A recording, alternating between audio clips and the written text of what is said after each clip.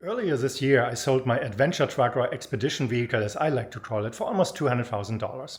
And I spent quite a lot of time really designing and building this vehicle to meet the purpose that I had in mind. Because my idea was to travel the US and Canada, mostly off-road for 2 or 3 years, then go up to the Arctic Ocean, turn around, go to the bottom of Argentina, and then potentially put it on a boat and ship it to Europe or New Zealand, Australia, who knows. But that was the original idea. And the vehicle, the way it was built, was specifically built for that purpose. So as I decided to sell the vehicle, of course, I had to look at it. It's not something that you bring to a used car dealer lot and you sell it and a buyer goes there and finds it. It's a very purposely driven build, and you have to find buyers in a different way for this type of vehicle. So for one, the price range, there are not that many buyers. And then, of course, when you look for a buyer for this type of vehicle, what is that buyer looking for? And your vehicle might not be 100% match. I mean, it might be the only vehicle available in that price range at a certain time, but that doesn't mean that it's the right vehicle for that buyer. So there's a very small pool of people that is potentially in the market looking for a vehicle in that price range. And then they have to look at the vehicle and decide, yeah, that is something that fits my needs, my wants. It comes very close to what I had in mind. Or it's like, yeah, it looks great. It's a great looking vehicle, but it's not what I had in mind. So when you are going to sell an expedition vehicle or adventure truck, there you will have problems. And well, I spent a lot of time before I sold the vehicle, and of course after I sold it as well, to identify what really are the important things that you need to know when you are trying to sell your expedition vehicle. And it gets easier when you lower the price. So, and let's just say you're having a 10-year-old vehicle, you're trying to sell it for $80, $90, $100,000, much easier to sell. Even $120,000 or $150,000 rig is much easier to sell than something that is closer to $200,000 or even over $200,000. Or, I mean, there are vehicles that go way higher. So, but what I want to focus on for this video here is really the more expensive ones where you know that the market is small, that you will not necessarily find a buyer in a week or two. So what will I cover in this video? So for one, we will talk about pricing. I already did a little bit. We talk about the sales perception, really, your mindset that you need to have if you want to sell this vehicle, when to list it, where to list it. Think about window shoppers. There will be a lot of people that think that is a really cool vehicle and they will reach out to you, but most of these people will most likely be just window shopping and do not have the funds or the idea really to buy your vehicle. And how do you deal with that?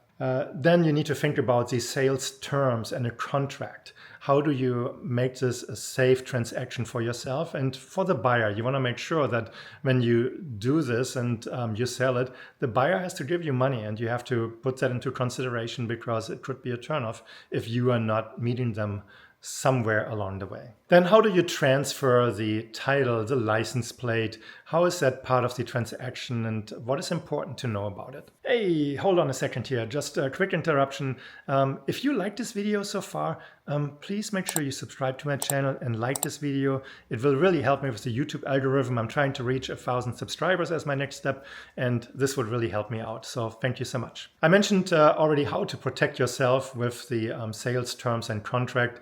There's a lot more because you never know. The longer a transaction takes, the more you are at risk of losing the buyer potentially, or the buyer turning into, I don't want to say an enemy, but it could turn into an ugly situation for whatever reason. So you need to protect yourself, and I will talk about that as well. Last but not least, I will talk about then what. Now the vehicle is sold, what are you going to do? What are your plans? What are you going to do with the money? And I know you might have plans already, but I still want to talk about that a little bit so that you can plan appropriately, because not everyone is really able to handle a large transaction like this and suddenly sees a nice six-figure dollar amount in their bank account.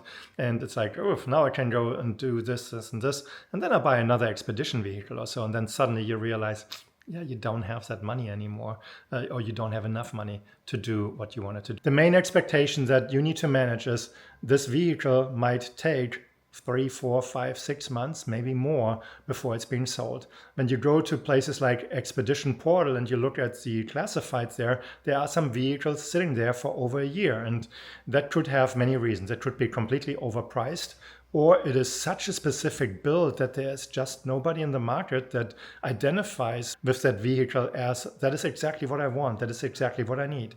And well, those sellers, they have to compromise, and they mostly have to compromise in price or in time, where they're saying, okay, I don't really care if this sells in a year or two, it will sell at one point, but I want my certain price.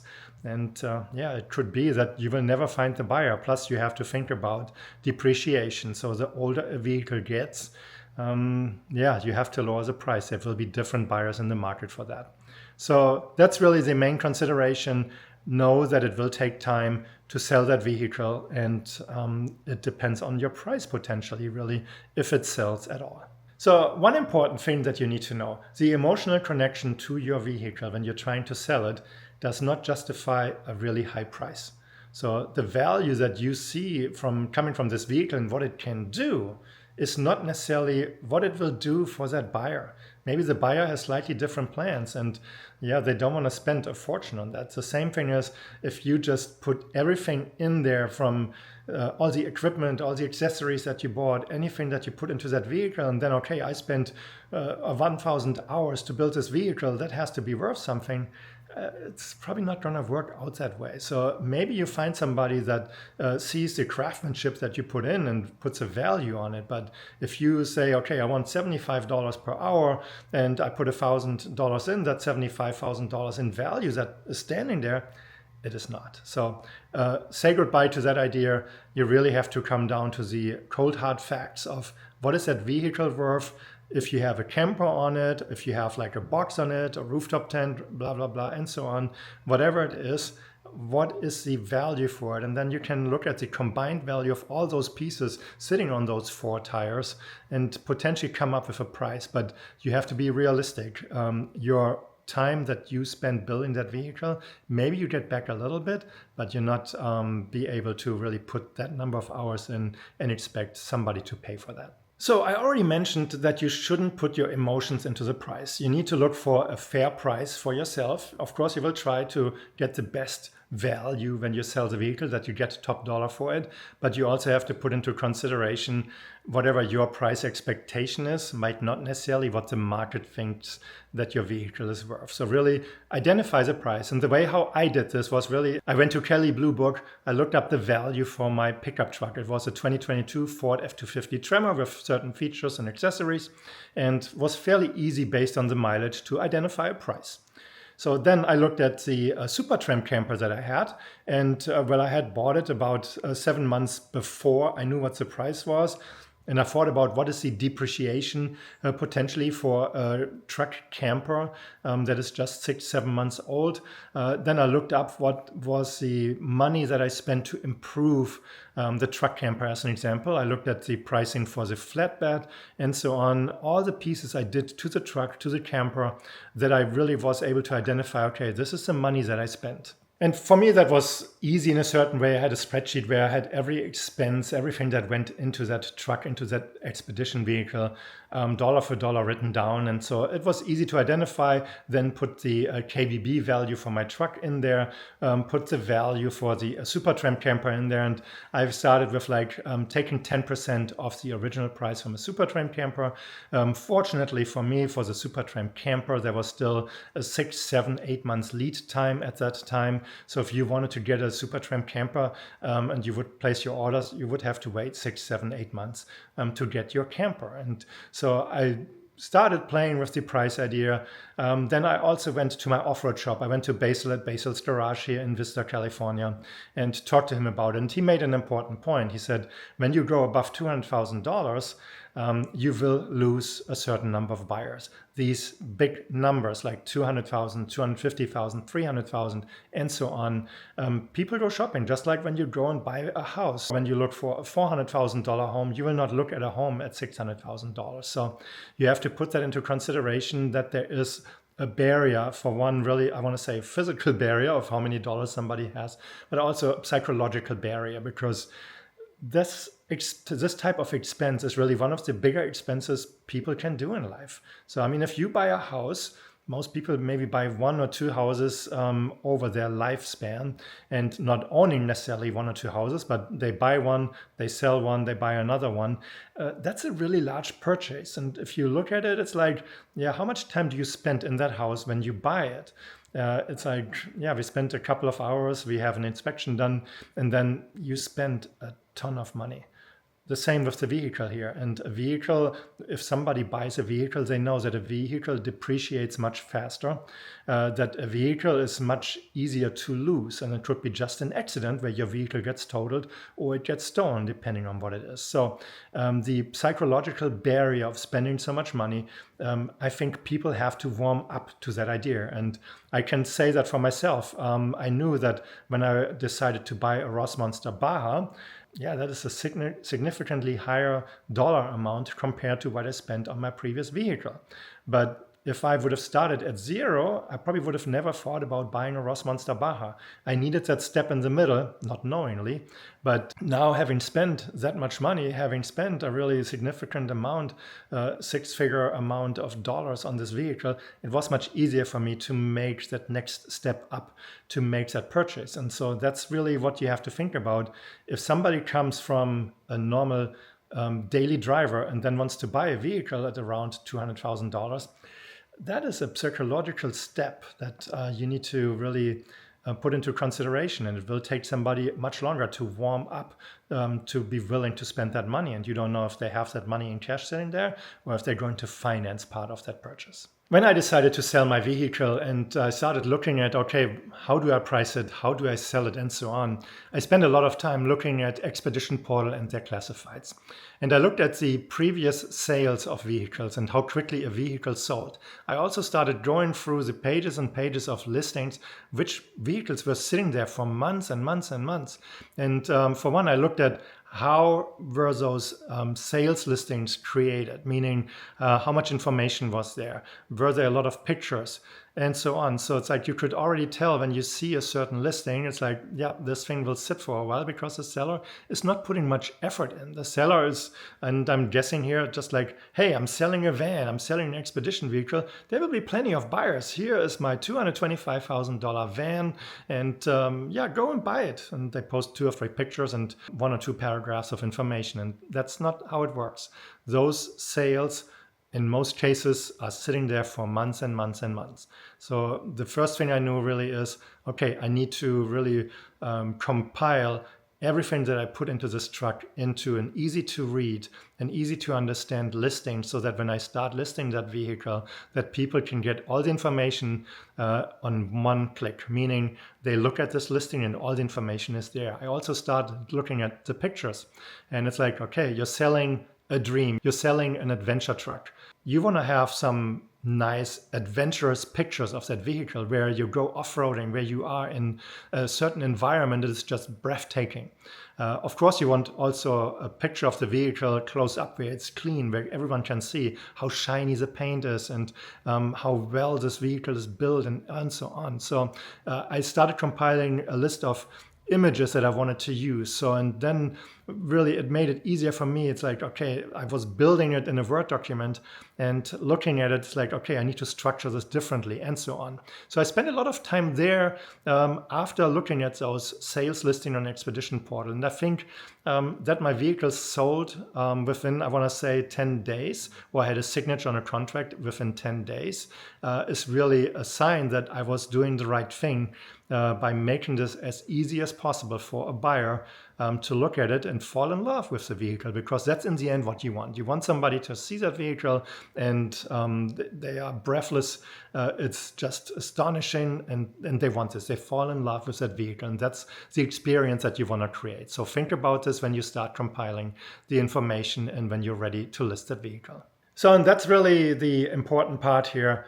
When are you going to list that vehicle? When you have all that information ready. Do not go and list just a half-ass classified ad somewhere, that's not going to do you a favor. I've seen some people that had a vehicle that seemed to be in high demand, made an announcement that they're going to list that vehicle in 3 or 4 weeks. And they had some people being interested. And of course, that can work if you have something that is in high demand. And in this case, it was a Tiger, which is another type of adventure truck camper, and I wasn't really aware of the community and the interest that people have in these Tiger vehicles. Bengal Tiger, if you look it up, very interesting vehicles. I want to say it's like with a larger community behind it and people looking for these. Yeah, there was some interest, and it might have worked for these people. I did not follow through how quickly they sold it, but based on the number of responses to their sales listing, there was definitely some interest. But in general, I would say have everything ready and make it as easy as possible for the buyer to, it's like, yeah, that's exactly what I want. I need to reach out to that person and see if I can take a look at that vehicle, fly out, drive out, wherever it is, and take a look at it. So when you sell an expensive vehicle, expedition vehicle, adventure truck, there are not that many places on the internet where you really need to go to. Even if you have a lower priced vehicle, 30, 40, 80,000, whatever it is, one of the top places to sell these type of adventure trucks, adventure vehicles, SUVs, you go to Expedition Portal, and they have a classified section where you can either link to your listing on, let's say, eBay or at Facebook or Craigslist, or you can list it right there. And I decided to list it right there. I didn't want to link to another website. I wanted to make it as easy as possible for the buyers, for the potential buyer, to see the vehicle and reach out to me. I also listed the vehicle on Facebook Marketplace, and then I tried another website where, in hindsight, that was a waste of time. It's called Expedition Meister, and I'm still bombarded with messages, even though I opted out of everything. So it's, in my opinion, not really a website that I would use to sell the vehicle. I got zero interest through Expedition Meister, even though I used the same information and pictures and everything. And while I got a lot of interest through Facebook and through the Expedition Portal, Expedition Meister was useless. So I would say stay away from that. I've seen some people list their stuff on eBay. I have not followed eBay. eBay for me over the years has just become something where it's like, I have zero interest in their business model. It's not the same type of auction business anymore. And of course you can buy that. I'm not saying it's a bad place to buy stuff. It's just for me personally.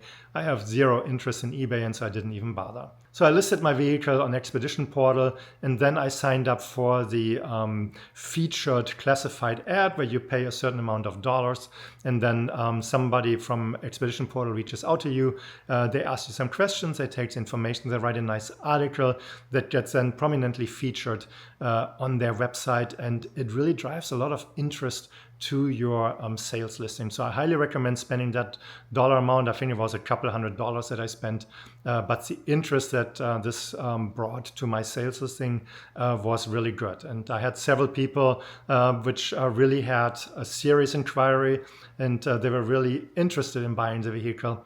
But what happened in my case is that I found a buyer actually locally, but from the listing on Expedition Portal. So it was just funny in a certain way, interesting that I listed nationwide or globally, so to speak.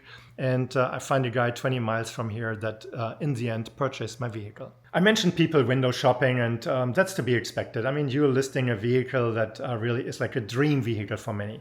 And yes, it's a dream vehicle for them. They're not really looking into the exact details. If they want a similar expedition to go on, you will have a much better idea of what you need, what you want. But for people just dreaming of getting a cool off-road rig that can take you places and you having your house on your back, it's a cool vehicle. It's a cool dream type of vehicle. And I look at Earth Roamers and other vehicles, and it's like, there are some really interesting Earth cruisers. There are trucks with a box coming from Total Composites or from box manufacturer out of Germany.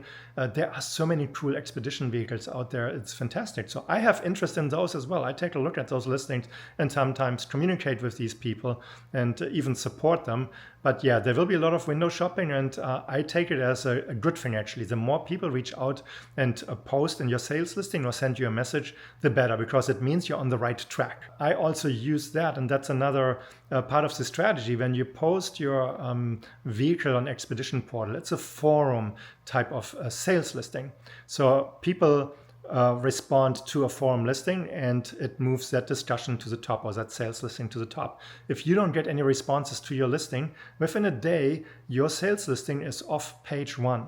And within like 2 or 3 days, you're on page 3 or 4. And in most forums, nobody goes to page 3 or 4. You want to be on page 1.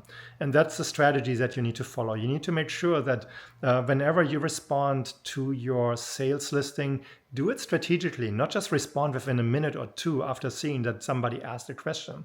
So let's say if it's the end of the day, wait till the next morning, because your listing will drop down and potentially move to page 2.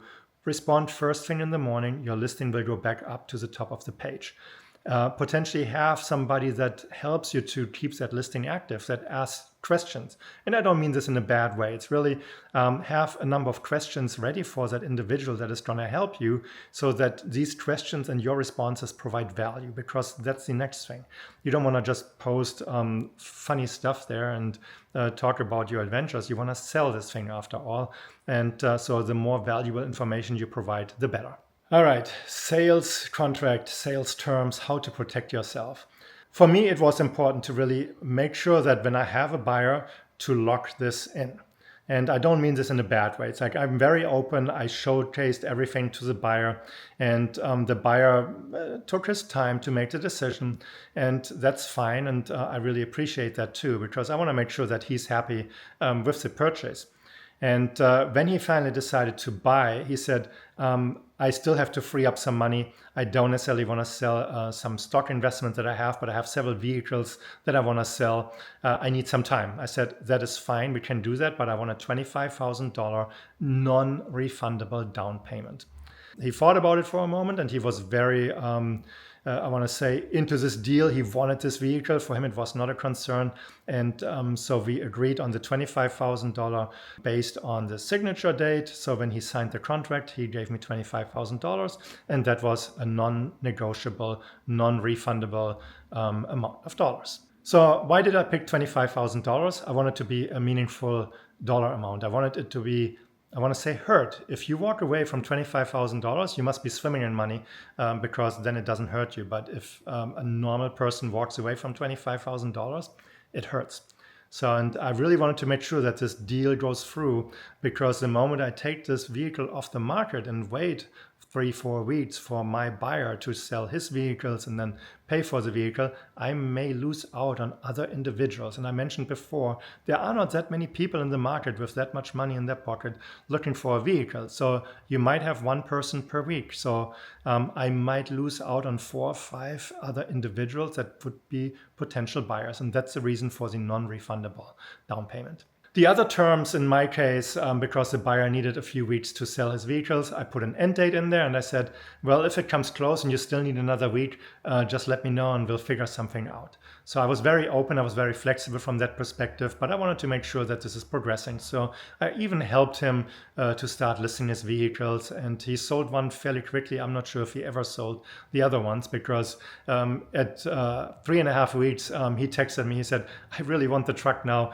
I sold some investments. I'll come by Friday morning and pick up the truck. So that was, I want to say, the completion of that deal in my case. But put this into a contract. Have hard dates in there that you can go back to. Really make this bulletproof. And in my case, I actually used ChatGPT to start writing a contract for me that I then adjusted to my specific needs. But that way I had a document that was, I want to say, bulletproof from a legal perspective. Adjusted it, and it worked out. And I mean, like I said, I was very open. The buyer had enough time to inspect the vehicle. He brought a friend and so on. So it was really, I want to say, a fair transaction from that perspective. But you might be more inclined, you don't know who your buyer is. Make sure you protect yourself when you sell the vehicle. Put everything into the contract. Be specific with dollar amounts, be specific with dates, make sure what is included. My buyer, as an example, he looked at the tour that I had posted on my YouTube channel about my truck. That was a tour video, not a sales video. And he confused a few things, and it took a little bit of education to make sure that he understood what he's buying. So that my camping gear, it's like, no, that's mine. I need this for my next expedition vehicle. That's not coming with this vehicle. So it took a little bit there, and I could tell by his face that he was not happy in that moment. But it's like, hey, this is a tour video that you're watching on YouTube. It's not a sales video. So be specific so that you're protecting yourself. So those are the main things really in regards to how to sell an expensive adventure truck, how to sell an expensive expedition vehicle. And it's very seller specific, this video. So if you watch till here and you're a buyer, put yourself into the shoes of the seller to understand a few things when you're going through a transaction. On the other side, you want to protect your investments. So I hope this information was helpful. If you liked it, please give it a thumbs up. If you have not subscribed to my channel, please do so as well. And then I would say I see you next time in my next video. Thank you for watching. Have a great day. Bye-bye.